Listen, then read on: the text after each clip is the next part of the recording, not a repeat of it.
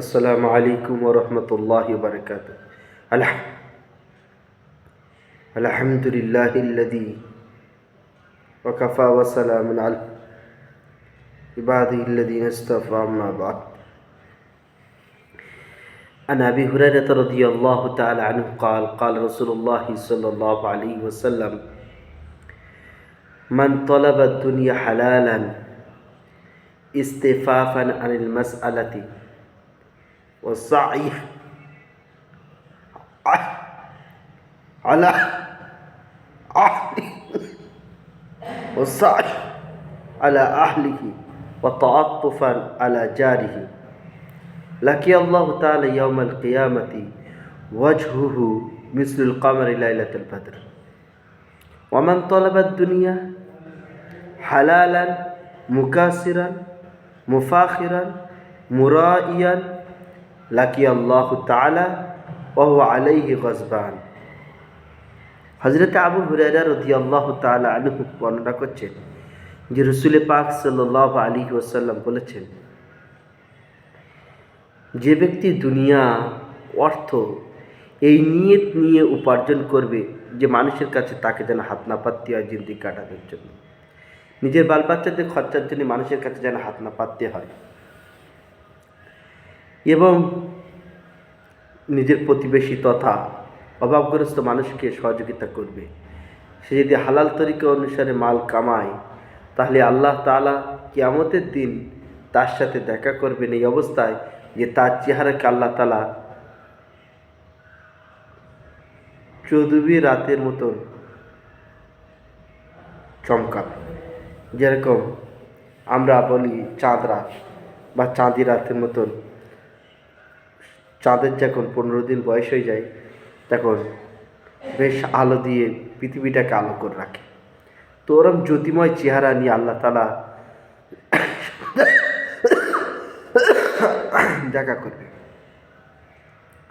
আবার যে ব্যক্তি দুনিয়া উপার্জন করে হালাল অবস্থায় হালাল পথে, কিন্তু তার উদ্দেশ্য হচ্ছে মুকাসিরান মাল বাড়ানোর জন্য, মুফাখিরান ফখর করার জন্য, মুরাইয়ান মানুষের দেখানোর জন্য, মানুষ বাবা বলবে তাই, লাকি আল্লাহ তাআলা ওয়া হুয়া আলাইহি গজবান, আল্লাহ তাআলা ওর সাথে দেখা করবেন খুব রাগান্বিত অবস্থায়। ভাই দোস্ত বুজুর্গ, বড় চিন্তার বিষয় আর বড় বোঝার বিষয় সেটা হচ্ছে এই যে বান্দা হালাল রাস্তায় কামাই করবে নিয়ত শুদ্ধর সাথে, যে আমি আমার প্রয়োজনের কাছে তথা আমার বিবি বাচ্চার পিছনে তথা আব্বা মায়ের পিছনে তথা আমার প্রতিবেশীর পিছনে এবং অভাবগ্রস্ত মানুষকে সময় মতন সাহায্য করব। তাহলে এই বান্দা যতই পয়সা কামাক না কেন আল্লাহ তাআলা কিয়ামতের দিন এর সাথে দেখা করবে এমত অবস্থায় যে ওই ব্যক্তির চেহারা আল্লাহ তাআলা জ্যোতিময় চাঁদের মতন চমক দমক বানিয়ে দেবেন, এত রাজি খুশি অবস্থায়। আর যে ব্যক্তি দুনিয়া উপার্জন করেছে মানুষের সামনে খ্যাতি অর্জন করার জন্যে, অহংকার তাকাব্বুরের জন্যে, যে মানুষ বলবে আমার কাছে মাল আছে, মুকাসিরান মাল বাড়ানোর জন্য, মুফাখিরান ফখর করার জন্য, আর 3 নম্বর মুরাইয়ান লোকের দেখানোর জন্যে। পন্থা হালাল কিন্তু নিয়ত খারাপ হওয়ার কারণে আল্লাহ তাআলা ওর সঙ্গে দেখা করবেন রাগান্বিত অবস্থায়। কারণ ওর শরীরে চলার ক্ষমতা কে দিয়েছিল, দেখার ক্ষমতা কে দিয়েছিল, ব্রেনে চিন্তার ক্ষমতা কে দিয়েছিল, মুখে বলার ক্ষমতা কে দিয়েছিল, তবেই তো উপার্জন করতে পেরেছে। আর নিয়ত খারাপ হওয়ার কারণে আল্লাহ তাআলা তার সাথে যদি রাগান্বিত অবস্থায় দেখা করেন, কামিয়েছে হালাল অবস্থায় কিন্তু নিয়ত খারাপ কারণে আল্লাহ তাআলা রেগে আছে। তাহলে যে বান্দা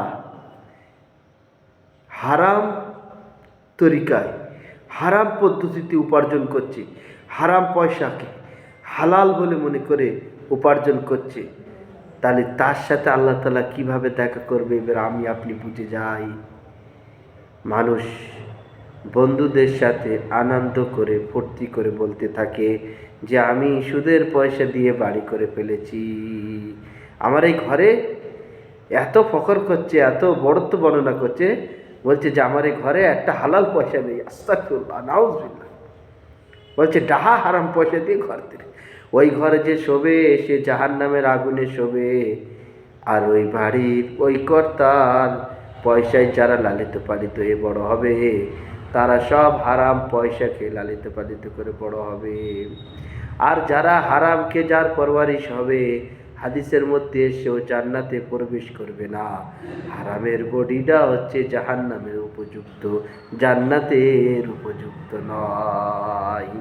ওই জন্য ভাইরা আমার, খুব সাবধানের সাথে, এই তো 60 বছরের জিন্দেগি, আল্লাহ তাআলা আমাকে তৌফিক দান করুন এবং আপনাদেরকেও তৌফিক দান করুন, আমরা সতর্ক হয়ে যাই, বলুন ইনশাআল্লাহ।